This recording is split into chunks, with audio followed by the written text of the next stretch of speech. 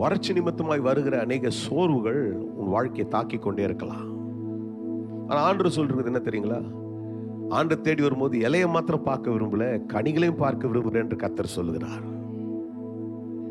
நம்ம மரத்துல ஃபுல்லா இலையா இருந்துட்டு அதுல ஒரு கனி இல்லை என்றால் அந்த மரத்தினுடைய பிரயோஜனம் தான் என்ன? Sometimes you might sound your own life எல்லாம் இருக்கிற மாதிரி தான், ஆனால் அதுல எந்த கனியுமே இல்லை, அதுல எந்த ஒரு ஆசீர்வாதத்தை நான் பார்க்க முடியவில்லை என்று சொல்லி ஒருவேளை நீ சோர்வோடு கூட கடந்து வந்து கொண்டே இருப்பாய் என்றால் நீ கர்த்தர் உன்னை பார்த்து சொல்லி இருக்கிறார், நீ ஜெபம் பண்ணு, உன் ஜெபத்தை விடாத. ஏன்னா உன் ஜெபத்தை கேட்கிற உன் ஜெபத்தை தள்ளவே மாட்டார். உன் ஜெபத்திற்கு பதில் தருகிறவராய் இருக்கிறார்.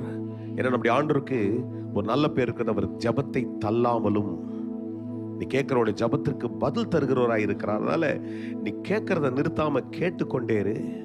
உன் வாழ்க்கையில் ஒரு தீர்மானத்தோடு கூட ஆண்டவர் என் பட்சத்தில் இருக்கிறார், எவ்வளவுதான் எதிர்ப்பு இருந்து என்னை வாட்டினாலும் அந்த எதிர்ப்பு என்னை ஒரு நாளும் தோல்வியில கொண்டு வராது, கர்த்தர் எனக்கு நன்மை செய்வார் என்று சொல்லி நீ ஓடிக்கொண்டே இரு. உன் வாழ்க்கையில நீ எதிர்பார்க்கிற அந்த ஆசீர்வாதத்தினுடைய விருட்சத்தை, அந்த ஆசீர்வாதத்தினுடைய விரிவாக்கத்தை கர்த்தர் உன் எல்லைகளுக்குள்ள செய்வார். நீ ஒரு நாளும் குறைவுபட மாட்ட, குன்ற மாட்ட.